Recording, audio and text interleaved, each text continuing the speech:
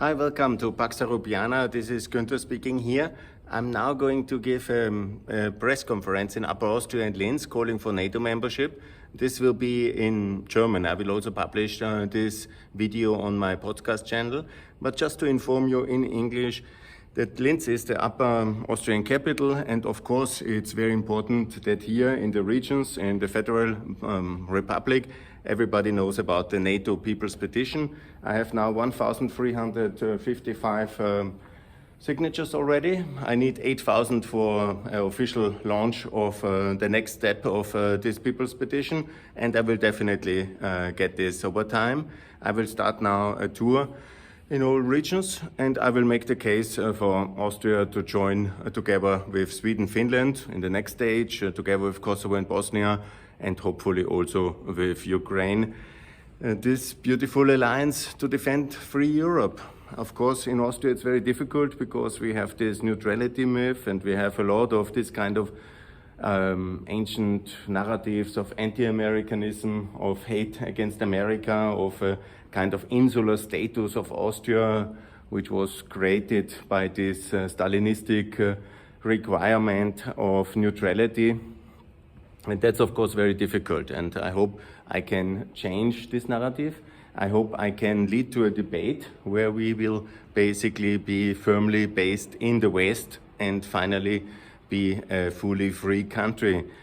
That's of course, you know, the provocation, because in 1955 the Chancellor and the Foreign Minister, they said that Austria will be free, is free now.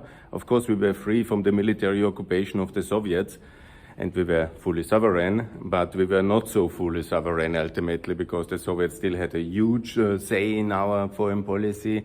They have stopped us joining the European Union. We could only join after the fall of the Soviet Union, and that was of course a lost opportunity. And obviously they were just 60 kilometers away. Due to geography, it was reasonable to do this neutrality deal. But because Austria is a very eastern country of the Eastern European of the Central European countries, and we were exposed, of course. But the Soviets were only 60 kilometers away, and so it was always clear they could easily come back again in the disaster days of '56, when the Hungarians wanted the same, and then they got the tanks, the panzers. The Soviet panzers. And of course, they could have also come to Austria. Of course, it was very difficult in '68. And of course, we are now in a situation where we should show solidarity as a EU member with our candidate country, Ukraine, but we are not. Austria is one of the countries which is doing really so little for Ukraine, and that's of course what I also call to change. I call for Austria to end neutrality in order to be able to supply Ukraine and be similar like all other countries in the European Union, same level of support. You know, also Germany doesn't supply major battle tanks, but we have also this kind of armed smaller tanks we could also supply to Ukraine, and that would be very good. And that's what I will call now in this press conference for.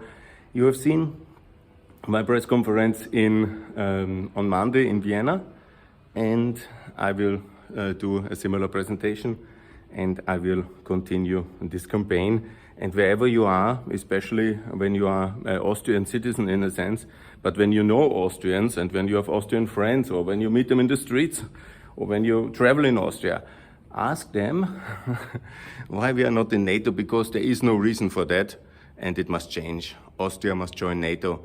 And I'm very much looking forward for that. And it will happen. Be confident. And we will be united with the rest of Europe in NATO.